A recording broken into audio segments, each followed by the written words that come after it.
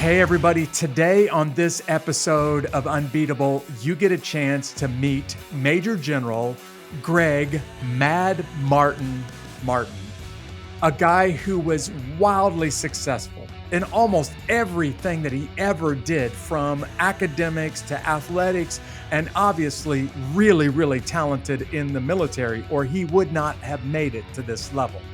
I got a chance to meet him a few weeks ago, and we had a very raw, very honest conversation about a vulnerability, about a mental health challenge that he has, that he's just been really open, really bold about. And I can't wait for you to hear this from his own lips. So here it is, season 2, episode number 2 of Unbeatable with Major General Gregg Mad Martin. These stories of triumph over adversity will help you handle your toughest days in life and become unbeatable. General Martin, thank you so much for being with us. You're the second guest on season 2 of Unbeatable. Awesome. Thank you for having me. Yeah, it's going to be really hard for me not to slip back into proper protocol and military etiquette and refer to you as General this whole interview. But if you'll permit me, I'd just like to be able to call you by your first name, if that's all right. That's perfect. So I was going to use the air quotes Mad Martin and just refer to you as Mad Martin during this whole interview, since that's what your soldiers affectionately refer to you as. But I'm just going to go by Gregg, if that's okay. That's okay. Mad Martin's fine too. Yeah. I always do this every time I'm talking to a warrior. Doesn't matter what country they come from. Before we even go into your interview, I just want to say thank you. Thanks for fighting for the cause of freedom. Thanks for all that you've done for this country. Well, it's really my honor, privilege to have served. And I also thank you and honor you for your great service. Yeah, well, thank you. Let's talk a little bit about being voted most likely to succeed, because I was pretty much the opposite of that in high school. So tell me what it was like when you were in high school and really being wildly successful at just about everything back in the early to mid 70s. Tell me a little bit about high school and what prompted you to go to the University of Maine after graduating. So I grew up in a town called Holbrook, Massachusetts, just outside of Boston. And it was like a tailor-made town for the baby boom generation. Just All right. lots and lots of kids, because most of the people who lived in the town were World War II veterans who, when they came home, they got the GI Bill and the VA housing Mm-hmm. loans. And so this town just sprouted up out in the country. And so everybody's, dad was a World War II vet. And so we all had these common bonds, and sports were huge. It was just a fun, happy time Yeah. to grow up in the 50s and 60s. And, as You far as are Well, sorry to interrupt you. I was going to say, you are a son of the great generation, right? Your father served during World War II. Is that correct? that's correct. So he was an enlisted sailor in World War II. And, that really gave me kind of a propensity to serve in the military, that my dad had been in the military. My mother had two brothers who were career Coast Guardsmen. And, everything came pretty easy to me. I mean, I was a good student without studying. I was a really successful athlete, and, I worked hard, and I, was determined and hustled, but, everything seemed to go my way. And then the same with leadership. And so I actually wanted to go to the Coast Guard Academy coming out of high school, and follow in the footsteps of my two uncles, but I didn't get in because of my eyesight was below the level. So I ended up going to Really? the University of Maine, and I went there, and it was just I was taking an engineering curriculum, and there was, during the freshman orientation, they had a night for all the different clubs and activities and extracurricular, and there was a club called the Ranger Club, and they did whitewater rafting, mountain climbing, rappelling, Yeah. all the hoo-ah stuff. And I said, okay, Nice. that's what I want to do. I want to be in the Ranger Club. And they said, okay, you can join, but the only thing is you have to join Army ROTC in order to be in it. So that was a little recruiting tool that the ROTC had. So I said, okay. So I signed up for ROTC, was in the Ranger Club, and then that ended up leading me to West Point, applying and getting into West Point and going in the Army. Yeah, fascinating transition because not a lot of people go from an Army ROTC program to West Point. What prompted you to look into West Point when you were already at the University of Maine and already in college? So I was really driven to get the best college education I could for the best price. And you cannot beat the service You academies. can't beat the price, And, right? so I was not a scholarship ROTC person. I just took it as an Hmm. elective. So, and I didn't have, any money, and, I'm not from a wealthy family. So I needed a way to pay for college. And I liked Army ROTC. So I had a positive view of the Army. West Point was a service academy, um, Hmm. 100% scholarship. So that's really what led me to it. And I had a family that encouraged me to do that because of Yeah. their military tradition. Um, for the listeners, I have had a chance to speak at colleges and universities all over America, actually, a few of them around the world.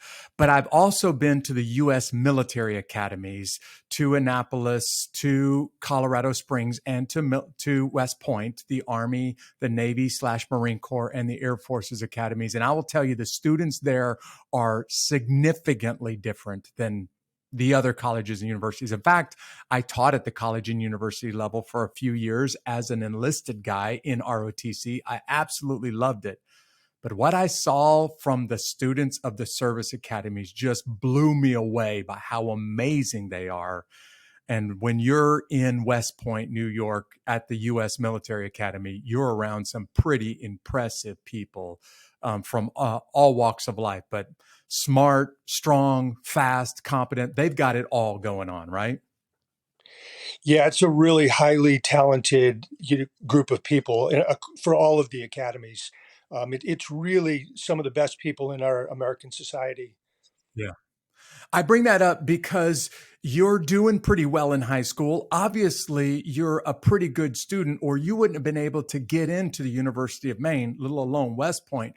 But I don't want people to think, well, you just have talent dripping out of your ears. And chances are you do, Greg. But you've already said during this interview that you worked hard. And no one gets into college, let alone into this really elite, very prestigious, let's face it, highly difficult to get an appointment to one of the service academies. Nobody gets in without a lot of hard work. Is that accurate? Totally true. In fact, when I went in high school, I got good grades without working hard, because it was just not that challenging. And so I didn't develop good study habits. And when I went to the University of Maine and enrolled in a challenging engineering curriculum at a big state university, I fell flat on my face. I didn't Yeah. have good study habits. I wasn't disciplined in my approach to academics. I was a disciplined athlete, but not student. And I Hmm. suddenly, before I knew it, within a month or two, I had almost all Fs in my freshman year at the University of Maine. The only class that Wow. was passing was ROTC, where I had a B. And so I really started in a big hole academically. And when I applied to the service academy, to West Point, I actually applied to all the academies, but the only one that took me was West Point. But Uh-huh. when they looked at my high school record, they said, "Wow, you're exactly what we're looking for. You have all the talents we want. But, why have you done so horribly at University of Maine? We're Yeah. not going to accept you, but we'll give you a chance. We'll see how you Right. do second semester." They said, "Take a curriculum that matches the same courses that you would take at West Point, and then give us your grades from the second semester." So I did, and I worked really hard. I got very disciplined study habits.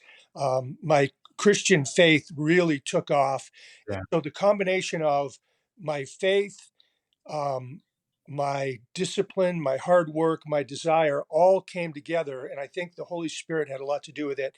I ended up getting all A's and B's the second semester at Maine. And West Point looked Wow. at my record and they said, okay, this guy was in high school, stellar athlete, stellar leader, really good student. And now he's shown that he can do college level work at the, A, B level. And they accepted me. Yeah, you're describing what would have been my natural path. If I never cracked a book when I was in high school, and then I went straight to the Army. Had I gone to college, it would have been an absolute disaster. But like you and many other people, the Army gave me some discipline. So when I finally did go do a undergraduate and postgraduate degree, I had the discipline that goes along with the study habits to finish those degrees. It would have been a train wreck if I would have went straight into college right out of high school. So at some point, you decide, hey, I like this Army thing. And I'm using air quotes for those of you who are listening to this while you're driving. What was it that prompted you to say, man, I think I'd like to do this for a career? Because a lot of people give it a few years, even some great officers and leaders give it a couple of years and then they move on to another career. What caused you to say, I really like being a soldier and I think I want to spend a career doing it? Yeah, it really, I got hooked in my first assignment after graduating from West Point. So West Point was terrific. I mean, I got a great education, met fantastic people, was in the best physical condition of my life. I was having fun. I was, the nickname at West Point was the Wild Man. And Yeah. so I was living life to the fullest. And my goal was to do my 5 year initial commitment and then go get a job as a civilian. And, 5 years Army service, that's pretty good. I've Mm-hmm. done my duty as an American. I feel good about myself and what I've done. But I got out in the Army, and first I got to go to the engineering, combat engineer basic course, got to go to airborne school, got to go to Northern Warfare School up in Alaska, and then volunteered Nice. for and got into Ranger School. And Ranger School was like a life experience that, I'm so glad Yeah. I went. I mean, it was brutally hard, but I'm really Yeah. thankful I went. And then I went to my first platoon over in Germany, in charge of 30 combat engineers. We had a real defensive mission against the Soviet Union in the Cold War. And I quickly just immersed myself in the job of platoon leader, learned the job, learned the tactics, really listened to my NCOs. Found out that a huge part of my job, in addition to leading us for a wartime mission, was taking care of all the problems that were inherent in the Army system. So soldiers not getting their pay, Yeah. not getting their promotions on time, health problems, family problems, their kids not getting proper health care, and on and on. And you know exactly what I'm talking about, Jeff. And Oh, so yeah. I said, wow, this is a chance not only to serve my country and to be a soldier and a leader, but I'm really doing the Lord's work here. Yep. Loving my soldiers, y- love your neighbor as yourself. If I was a private or a spec four and I didn't get promoted or didn't get my pay, I'd sure want my leader to help me get those Right. things. And so I just threw myself into taking care of those troops and their families. And I found it to be extremely rewarding. And, a soldier can't go into the battalion headquarters and say, I need to get promoted. But a lieutenant Right. has real power. I mean, a lieutenant can walk Yeah. in and if, and you don't be demanding and bully people and try to boss people around, but you can go in and just talk to the NCOs in the battalion headquarters and say, hey, look, I got a soldier who hasn't gotten paid in 2 months or hasn't gotten their promotion for 4 months. What can you do? Can you help me out here?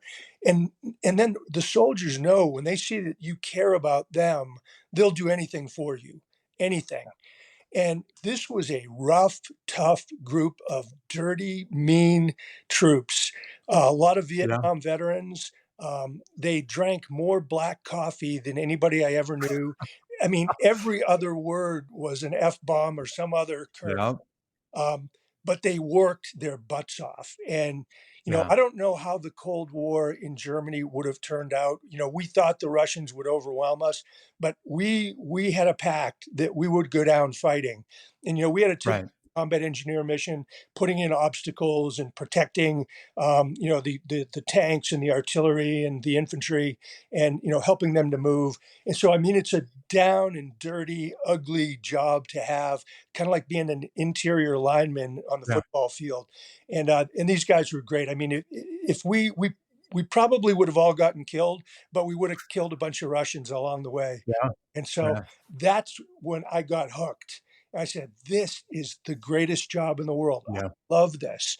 And it was way different than West Point with, the spit and polish and everything dress right Mhm. dress. I mean, this was the real Army. I mean, it Yeah. was dirty and hard and challenging and exciting and fun. I just took off from there, and was offered the opportunity for company command, which was even better, and then graduate school and so forth. And I stayed in for a lifetime. Yeah, I'm glad you mentioned this because you joined the Army several years before I did. But when I was in the Army, the sergeants that I served under all joined after Vietnam. And they all said to me, Jeff, the Army of today is very different than the guys and gals that I joined up with because the post Vietnam era of the military, it was just, man, it was bad. It was rough. And for the guys and gals that served during that period, they said, man, there was a lot of problems in the military. And you joined in during that post Vietnam era with when the military had a lot of problems. I want to point out something that you just said, though, to the listener, because if you really want to make an impact, just follow in Gregg's footsteps here. He got a little bit of authority and power that goes along with being a commissioned officer and a leader in the US Army. And instead of using that authority and power to make himself look good or make life better for himself, what I just wrote down while you were talking is you used your power and your authority to take care of engineers and to take care of soldiers. And when you do that and you keep doing that, they're going to take care of you because they know you're going to take care of them. And that's when real beautiful things start to happen, not just in the military, but in every walk of life. Amen. In what you really talk to the term servant leadership, which I know you're familiar Yeah. with, where Mm-hmm. you take your authority, your power, and you use it not for yourself, but for others, to empower others for the good of the organization, for the advancement of the mission. And one of the things that I discovered very, very early on as an Army officer, right away as a second lieutenant platoon leader, is that there was a total harmony between my Christian values and my Army values. So the virtues that Christ talked about, to love others as you love yourself, and the virtues that the Army talks about: character, integrity, honesty, selflessness, loyalty, and all those basic Army values, they go Mm-hmm. hand in hand together. And so I found that being a Christian and being an Army officer, they empowered and strengthened each other, because as an officer I got to really live out my Christian faith in a meaningful way. Yeah. You spent a lot of time in the Army. How many years did you serve before you retired? I had 4 years at West Point and then 36 years of commissioned officer time. So really a total of So 40. 40 years in the military. You we're going to get to the point where you deploy as a brigade commander to to Iraq and take part in the push to go free Baghdad in the Iraqi war. I just want the listener to hear you're talking to a guy who has served for very, very few people in America ever spend that much time in the military, and retire at the rank of Major General. If you're not familiar with the U.S. rank structure, that means a two-star general, and wildly successful. But you just mentioned something that I think needs a little bit more explanation. There are lots of people out there that don't serve in the military. They have some degree of Christian faith like you and I do. And for them, they struggle with, wait a second, how can you be a warrior? How can you be in the military and have a solid Christian faith at the same time? And what I just heard you say was for you, those two things didn't conflict with one another. They actually worked together. Can you explain that some more? Yes. In fact, on my website, there's a paper I wrote when I was a student at the Army War College called Jesus, the Strategic Leader. And it basically analyzes Jesus Christ as a leader.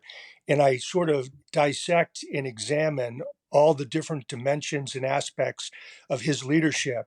and then I explain it and come up with like a blueprint or a model for how to Hmm. lead. And and that's not a unique idea. There are other books written on that, but I think it's a good solid paper that became the blueprint for my own leadership.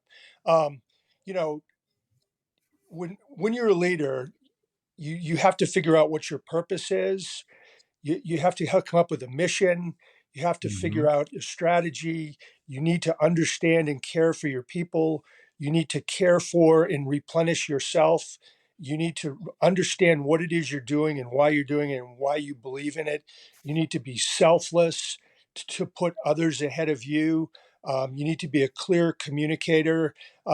So all of these things that Jesus did very extremely well, obviously, are things that you also have to do as an army leader or a military leader Right. or a business leader or a government Yeah. leader.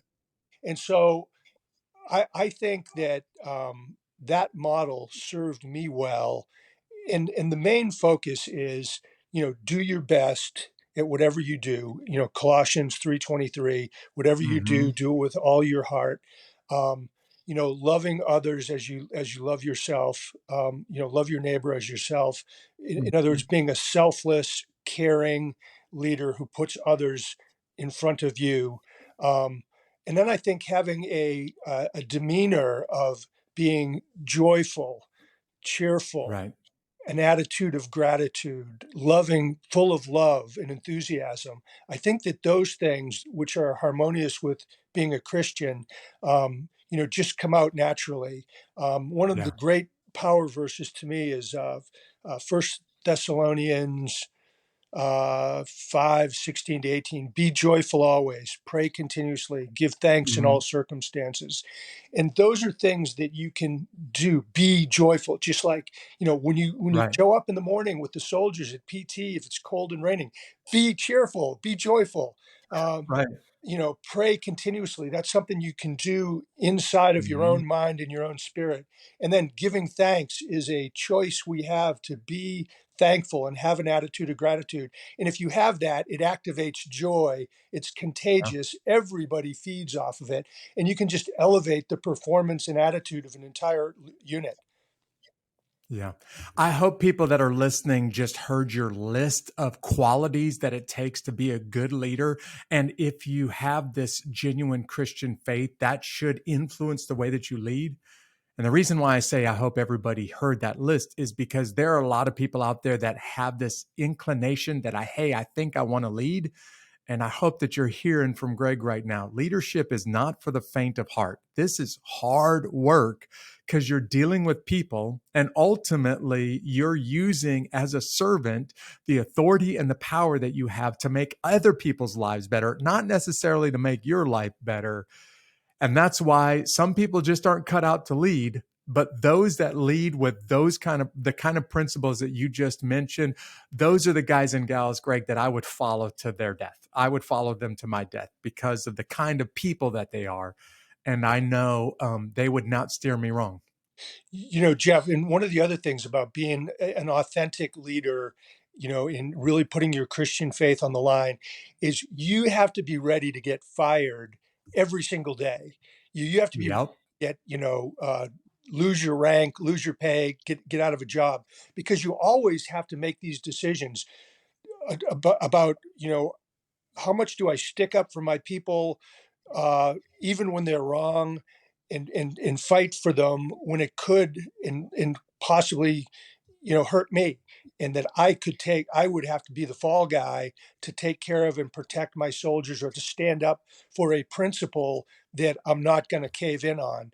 And so you're right, it's not for the faint of heart. There's a lot of things can go wrong. Yeah.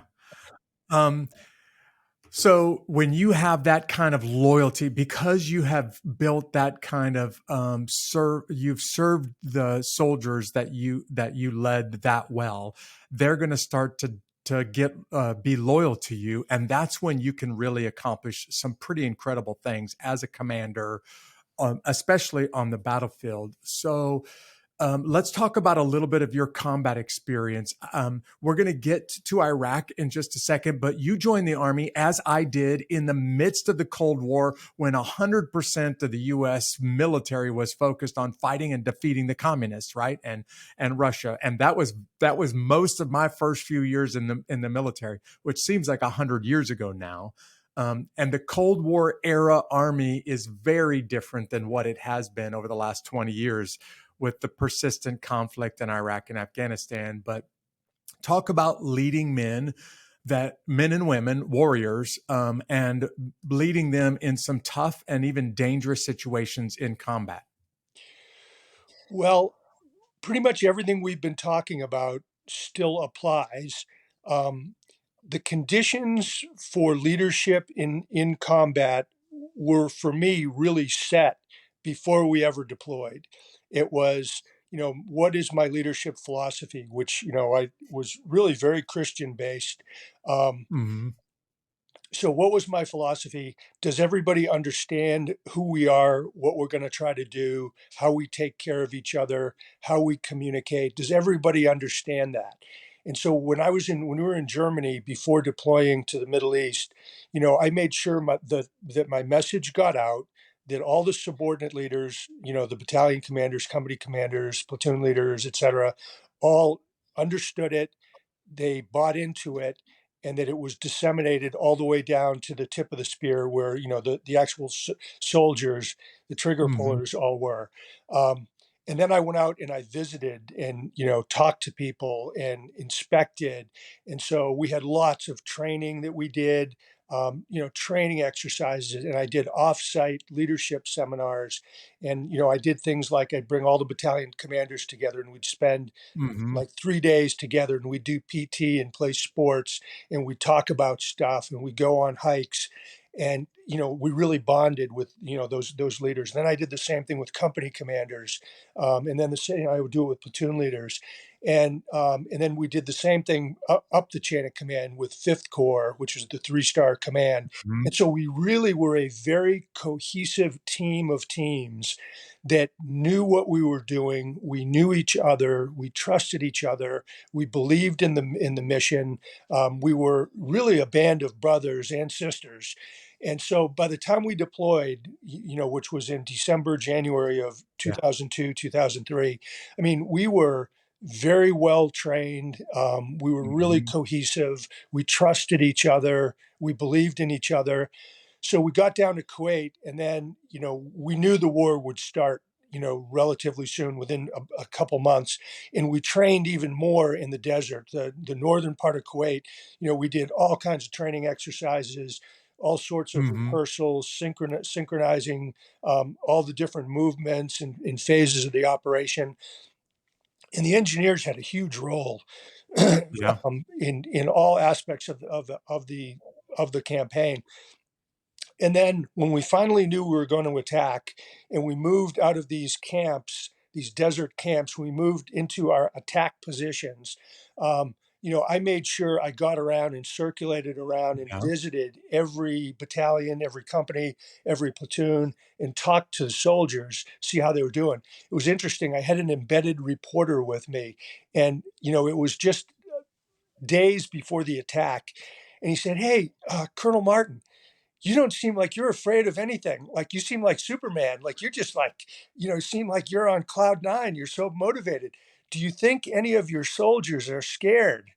And it was like, bam. I said, wow, Yeah. I never even thought about that. I never, because as in my role, I was so busy and so Yeah.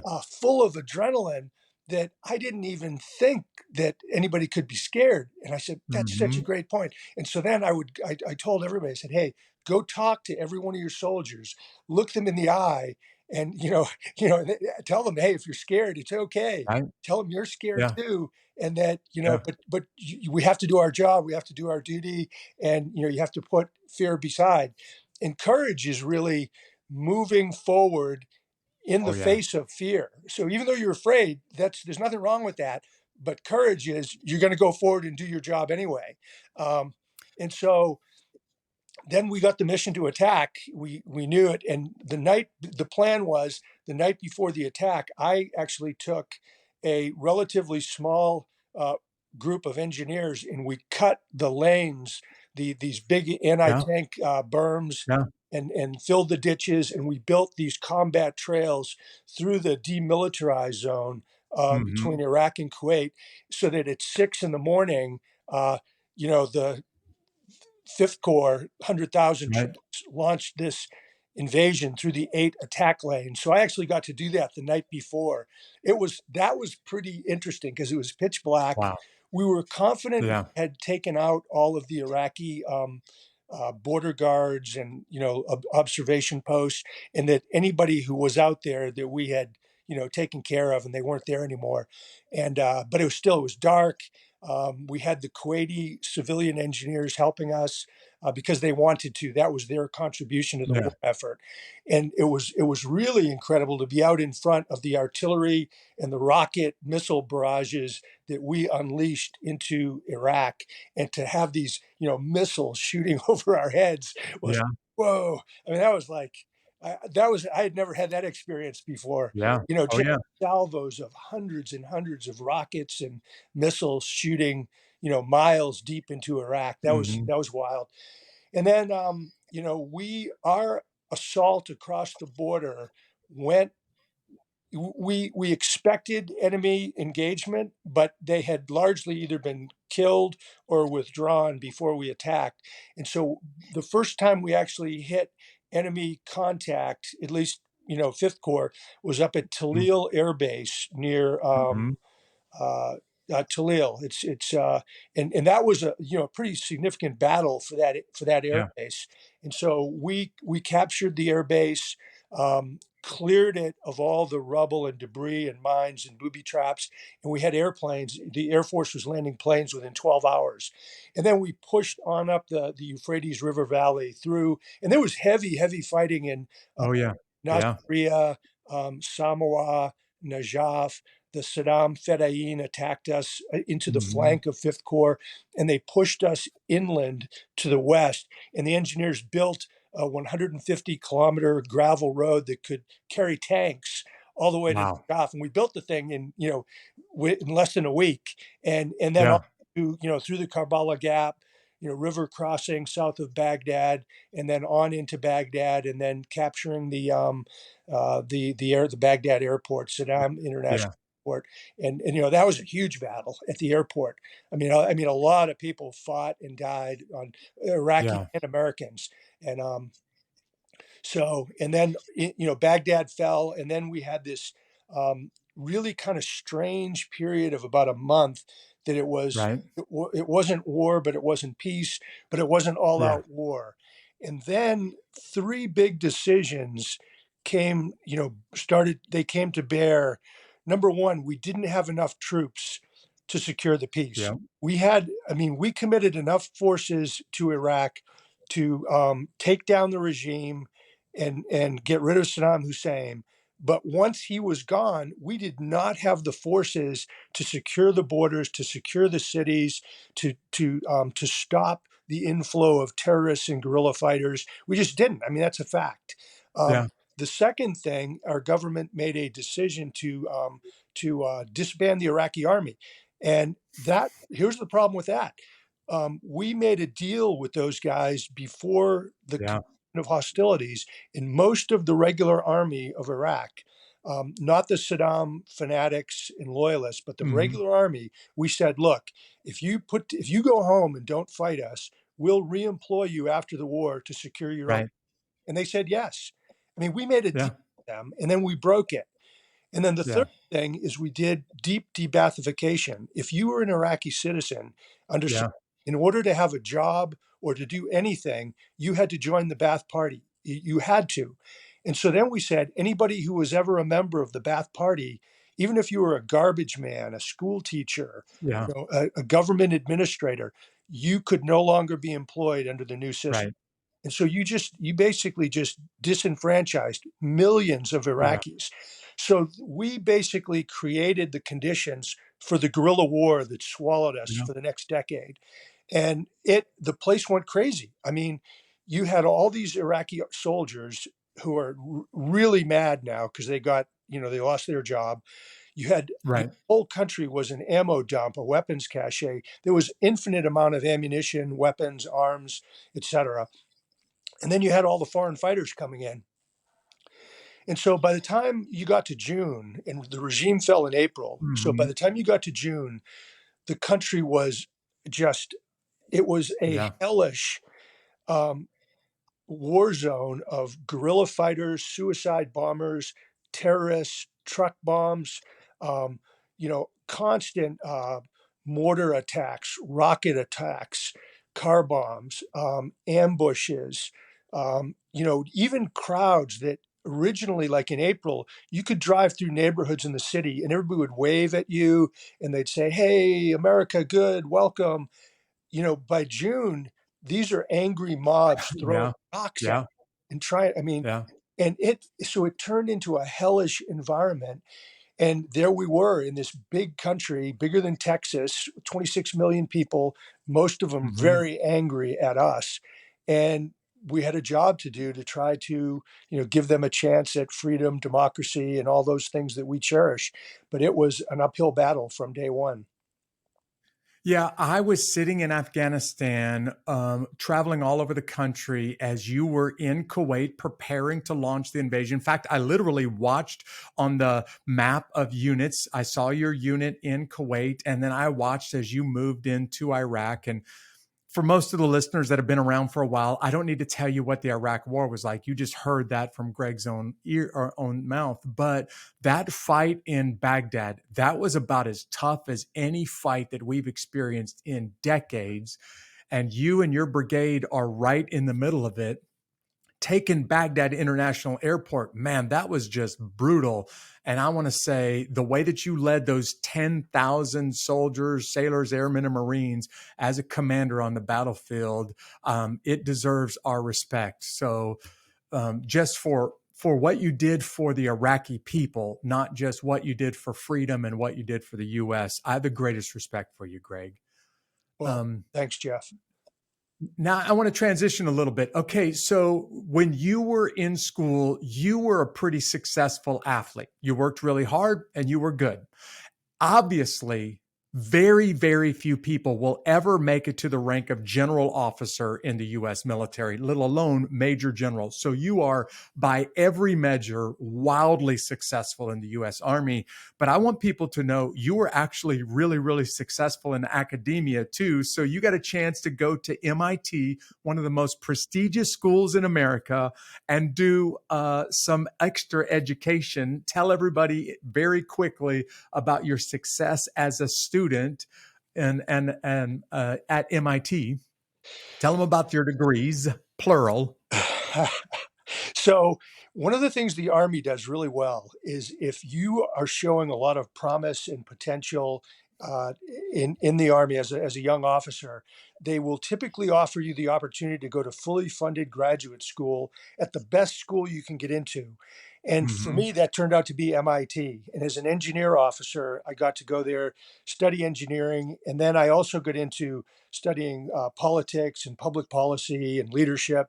Um, so the Army, after company command, sent me to grad school, 1986 to 1988, and I got in to get a master's in civil engineering. But I figured out that I could, through my, if I worked hard and was smart about how I navigated it, I could get a second master's. So I did. I got two master's degrees in my 2 years, and the instructors, they loved me. They said they held me up as their model graduate Yeah. student to all the civilians. And they said, "Gregg, you have been an amazing student. We want to have you go for a PhD." And so I told the Army, and the Army said, "Well, we've given you 2 years. If you want to get a PhD, that's fine, but you'll have to do it on your own time." Yeah. So, but the professors at MIT, they said, "Okay, let's do it." And I did an interdisciplinary program between public policy and engineering. And I got the degree like 4 years later, the doctorate, by working, kind of like a night school operation. So it's really amazing that I got two masters and a PhD from MIT, which I could never Yeah. even have imagined getting into. But I will take just a second. I didn't realize it until this past year. I had a condition, a mental condition, not an illness, but a mental condition called hyperthymia, which is a near continual state of mild mania. I had it from high school into my 40s until I went into actual bipolar. So all these things that I accomplished, like at West Point, as a junior officer, at MIT, and so forth, was in large measure the hyperthymia amplified my talents and boosted my performance. And Yeah. hyperthymia is a blessing, except when it goes too high, which it did to me. I was Right. inching up, and then finally it morphed into real bipolar disorder and real mania. And then it no longer helps you; it hurts you. Yeah. Okay, so now we're at the point of the interview that I wanted to get to. I wanted the listener to hear your story and to say, listen to this guy. As an athlete, he's unstoppable. As a warrior and a leader in the US military, he's unstoppable. As a student, he gets a two masters and a PhD from one of the most challenging academic programs at one of the most elite schools in the world. He's an unstoppable athlete. And people at this point should be asking the question, is there anything that Gregg can't do? And then you and I got a chance to meet each other just a few weeks ago because through some mutual friends, big shout out right now to Tony Main. He said, Jeff, you need to hear about General Martin because he has been really open about mental health. And I was like, hold on just a second. First of all, mental health still has a bit of a stigma. It's a shame that it does, but there's still a bit of a stigma in the United States and unfortunately in the US military about mental health. But leaders almost never talk about mental health. And you've just volunteered to the whole listening audience, hey, I have some mental health issues. And in fact, not only did you make that information, make people aware of your mental health challenges, but you're actually putting in a book, right? Like the Bipolar General, Your Forever War with Mental Illness. Gregg, leaders don't talk about this. And when I heard you be this open and this vulnerable about your mental health, it blew me away. So this is where I want to camp for the next few minutes. Can you just explain to people how you can be both a Christian and struggle with genuine mental health issues at the same time? And not only that, but you didn't hide it. You made people aware of it when you didn't have to, when you could try to keep it under wraps. So talk about being bipolar and the depression along with the mania and your willingness to make the world aware of this. Because honestly, I don't know another guy at your level that would be as open as you are about your mental health. Sure. So we went all the way through the Iraq War, and what the doctors on the Army Medical Board and the doctors in the VA, they did the forensics and the kind of background investigation. Mm-hmm. They came to the conclusion that it was in the Iraq War that was the onset of my bipolar disorder. Mm-hmm. And what they said is that I had a genetic predisposition for bipolar, and that it was the intense stress, and I would add the thrill, the euphoria. Yeah. I mean, Yeah. I was so high in combat that it was the combination of those factors. It triggered this predisposition for bipolar, and I went into a state of mania in combat in Iraq. But it was a high performing mania that helped me. It enhanced my performance. It Yeah. amplified my talents. My problem solving skills were amazing. I didn't need sleep. I had unlimited energy, enthusiasm. I was so joyful, and I was praying continuously, and just, Lord, use me in this role as a brigade commander. Help me to take care of my soldiers. Help me to solve these problems. Keep 5th Corps and the 101st Airborne Division Mm-hmm. and that 3rd Infantry Division, keep them on the move, keep them moving forward, which is what engineers do. And so the bipolar really helped me a lot during the year in Iraq. But when we went back to Germany, I spiraled and crashed into a terrible Yeah. depression. But I Yeah. didn't, but my bipolar, it was unknown, undetected, undiagnosed for the next 11 years. And so what helped me through the depression was the structure of Army life. I wouldn't quit. I couldn't quit. I told the doctors Hmm. I thought something was wrong, but they said, no, you're fine. And But I wasn't fine. I had just finished Yeah. my first up down cycle of bipolar. And over the next 10 years, I got promoted twice. I went from one hard job Hmm. to an even harder job. My manic highs went higher. My depressive lows went lower until by 2014, 11 years after the Iraq War, 2003, Yeah. I went into full blown mania and I lost my mind. I went into a state of madness. Um, and just over the top, off the rails, became disruptive and so forth. And so my boss, who was the chairman of the Joint Chiefs of Staff, General Marty Dempsey, who was a Hmm. mentor, and I'd worked for him 4 times. He did a couple of investigations about, because he was getting all these anonymous complaints about me. And Hmm. so it was July of 2014. I got a call, report to the chairman's office Monday morning. And for those in the audience that aren't aware, that the chair, That's not the phone call you want to you get. don't want it. He's the number one military officer in the Yeah. entire United States.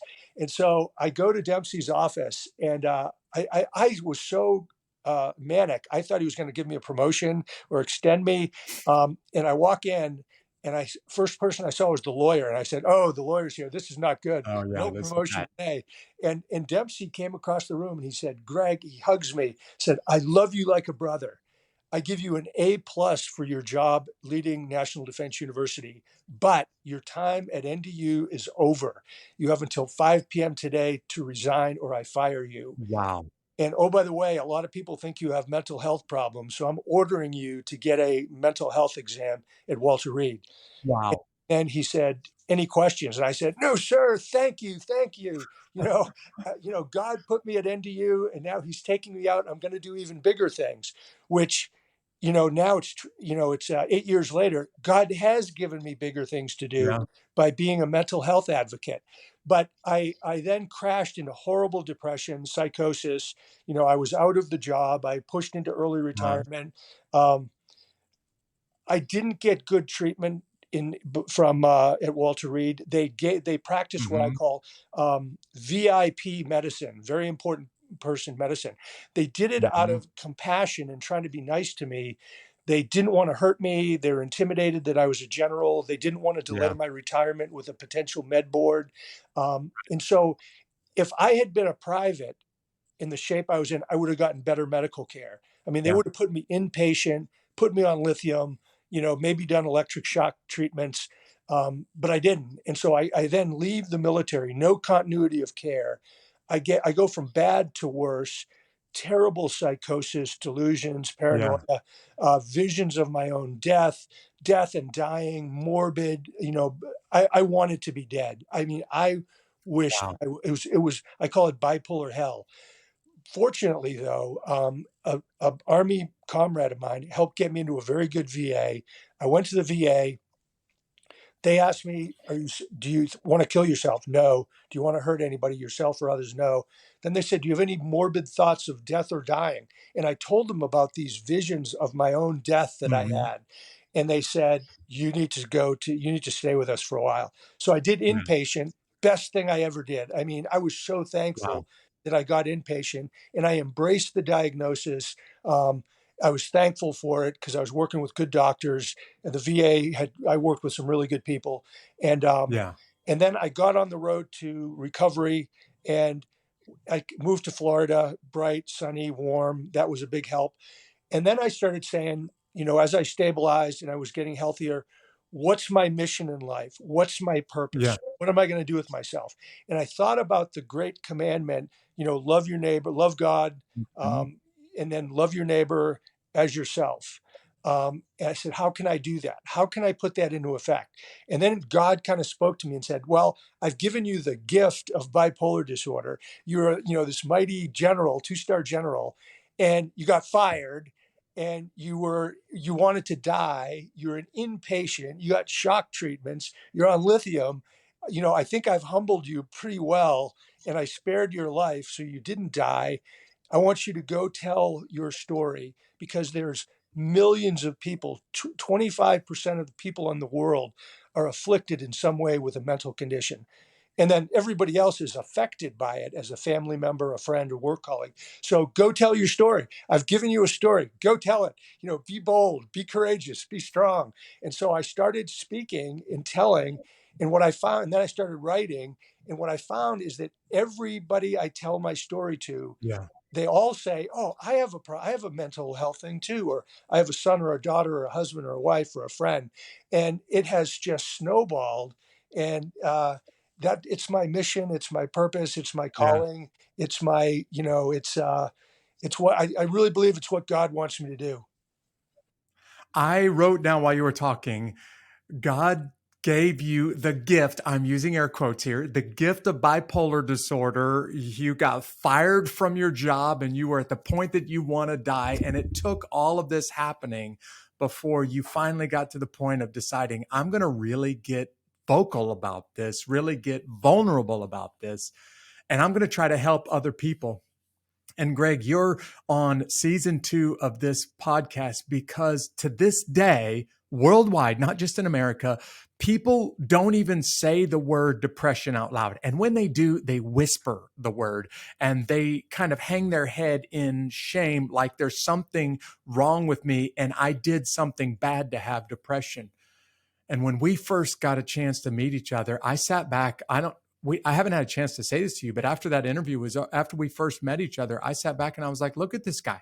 He is doing right now boldly and vocally for the world to see and hear what people are unwilling to even say out loud or whisper. And it occurred to me, man, we have to get better at people being willing and able to talk about their mental health challenges, especially in 2022 after COVID, when mental health problems went up 1,000% worldwide, but we still don't like to talk about it. So I wanted you to be part of this episode because I wanted people to hear you really are the kind of guy that could do just anything academically, athletically, as a leader in the military, as a combat leader on the battlefield. You were a guy that could do anything and you could have hid this condition and just let everybody think that you were flawless. But instead of doing that, you were willing to, what I just heard you say, listen to God, be open about it, and decide, I'm going to help other people that are struggling too. So I know there's a mom who's listening to this episode and who's struggling with some mental health issues, but she doesn't want to say it to her husband. She doesn't want to say it to her friends, doesn't want to say it to her children. I know there's a leader who's listening and saying, what happens if my workers, the people that work for me and the people that work with me hear that I have a mental health problem? And they're still really hesitant to say out loud what you've been very willing to say. What advice would you give them? I would say that if you are a family member or a friend or a colleague, in other words, anybody, understand what the basic symptoms of the common mental illnesses look like. What are they? What are the symptoms of bipolar? So you're aware Mhm. of it. And then if you see that a loved one, a work colleague, a friend are displaying those symptoms, encourage them and hold their hand and take them to go get medical help. Go get help. See a doctor. Um, then if you get if they tell you you're okay, then great, that's fantastic. But if you are diagnosed, embrace the diagnosis. Don't deny it, don't battle it, and then work with the doctor and the therapist and the medical professionals. And if they put you on medications and they want to do therapy and stuff like that, do it, work with them, be an Yeah. interested, engaged partner, because the medical people will do a better job for you if they know you're interested and committed. Then make connections, connect with other people, and build hope, because no one who with hope has ever died of suicide. Yeah. You have Yeah. hope. It gives you energy and the will to continue to fight. And part of the connection is, like am a big believer in some of these groups. Like a group I love is the International Bipolar Foundation. Hmm. ibpf.org.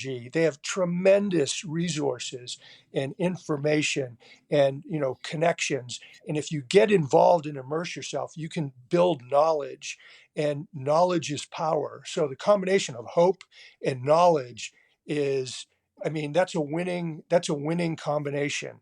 And then I would say, don't be ashamed of this. Don't be stigmatized, because mental illness or health conditions are just as physiologically Yeah. real as cancer, Right. diabetes, heart disease. It's just that they're inside the brain Yeah. and visible, and the brain is the least understood of all organs. Right. I looked at it and said, people ask me, don't you feel embarrassed to talk about, depression and bipolar? And I said, absolutely not. I didn't choose it, but it was given to me, and it's physically real. It's not due to a lack of courage or character or moral failings. It happened, and the way I think we should look at it is, instead of a stigma, it should be looked at as a heroic cause. And an example would be breast cancer in women. If you go Yeah. back to the 1970s, breast cancer was shameful, embarrassing, Yeah. stigmatized.